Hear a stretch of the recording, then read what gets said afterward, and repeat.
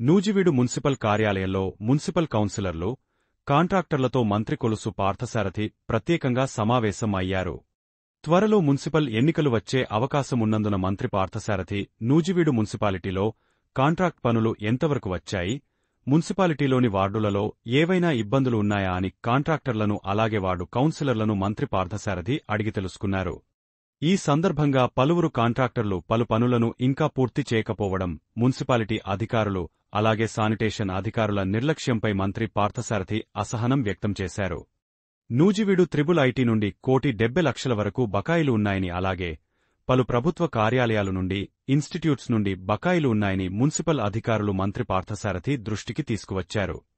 త్వరలో ఈ బకాయిలను కట్టేలా చర్యలు తీసుకుంటానని మంత్రి పార్థసారథి అధికారులకు తెలియజేశారు. కాంట్రాక్టర్లు డిసెంబర్ 15వ తేదీలోపు వారు పూర్తి చేయాల్సిన పనులను పూర్తి చేయాలని మంత్రి పార్థసారథి తెలియజేశారు.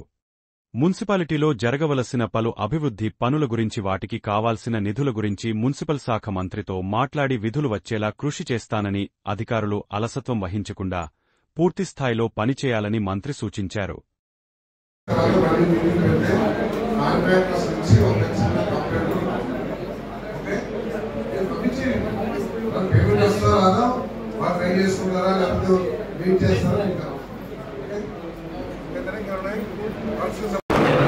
ఈరోజు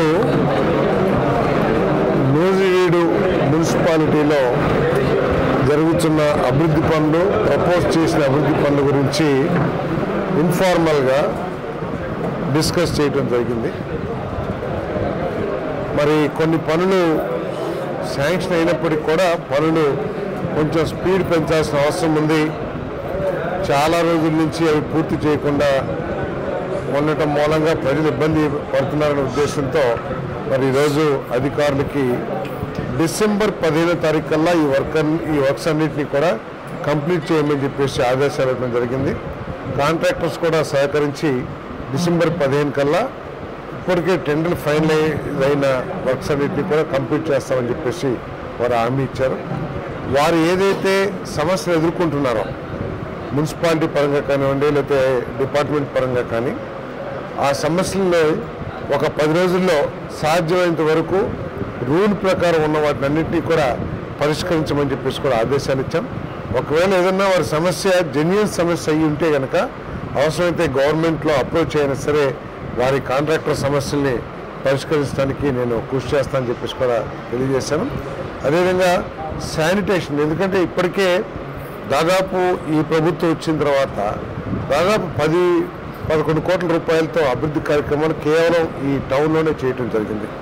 మళ్ళీ ఇంకొక మరి గౌరవ మున్సిపల్ శాఖ మంత్రి గారి సహకారంతో ఇంకొక 7 కోట్లు కావాలని చెప్పేసి రిక్వెస్ట్ చేశాను. అది కూడా త్వరలో ఈ నెలలోనో వస్తుందని చెప్పేసి భావిస్తాను. అంటే మొత్తం ఒక 18 కోట్లు 20 కోట్ల వరకు ఈ గవర్నమెంట్ వచ్చిన తర్వాత ఈ 15 మాసాల్లోనే 15-16 మాసాల్లోనే చేయడం కూడా జరిగిందని చెప్పేసి మనం చేస్తాం. అదేవిధంగా చాలా ట్యాక్స్ అరియర్స్ ఏదైతే ఆదాయం ఉందో, ఒకటి అర్థం చేసుకోవాల్సింది ఏంటంటే ఏ ఇన్స్టిట్యూషన్ అయినా సరే ఆదాయం లేకుండా ఖర్చు పెట్టాలంటే ఇబ్బంది పడుతుంది.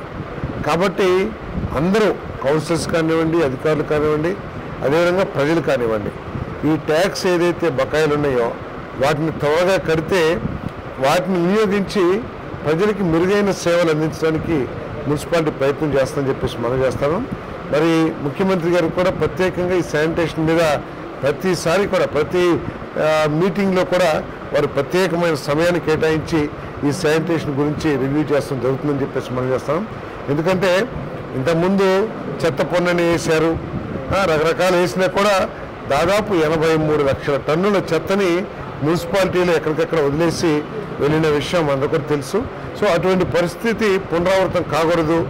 మంచి ఆరోగ్యం కోసం ఈ శానిటేషన్ బాగుండాలనే లక్ష్యంతో ముఖ్యమంత్రి గారు తగు ఆదేశాలు ఇస్తున్నారు. కాబట్టి ఈరోజు శానిటేషన్ గురించి చర్చిద్దామంటే ఒక 2 డేస్లో శానిటేషన్ వార్డ్ సెక్రటరీస్ ఎవరైతే ఉన్నారో వారందరినీ కూర్చోబెట్టి మరి ఈ మున్సిపాలిటీలో ఉన్న సమస్య ఏమిటో దాని గురించి కూడా ఆలోచిస్తాం.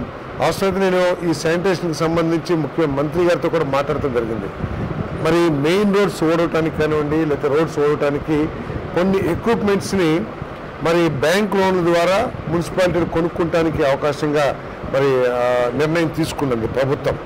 మరి మన మున్సిపాలిటీకి కూడా అటువంటి ఎక్విప్మెంట్ ఏదైనా కొనాల్సిన అవసరం ఉన్నా ఏదున్నా కూడా నేను ప్రభుత్వం నుంచి ఆమోదం తీసుకుంటాను నేను. కాబట్టి అధికారులు కూడా దాని మీద ఆలోచించి ఈ స్వీపింగ్ మెషిన్స్ లేకపోతే ఇంకా రకరకాల మెషిన్స్ శానిటేషన్ మెయింటైన్ చేస్తానికి కావాల్సిన మెషిన్స్ ఏదైతే ఉన్నాయో 50% bank loan 50% Swachh Bharat commission అనుకుంటాను వాళ్ళు ఇస్తానికి సిద్ధంగా ఉన్నారు. దాని మీద కూడా దృష్టి పెడతానని చెప్పేసి మనం చేస్తాం. ఓకే.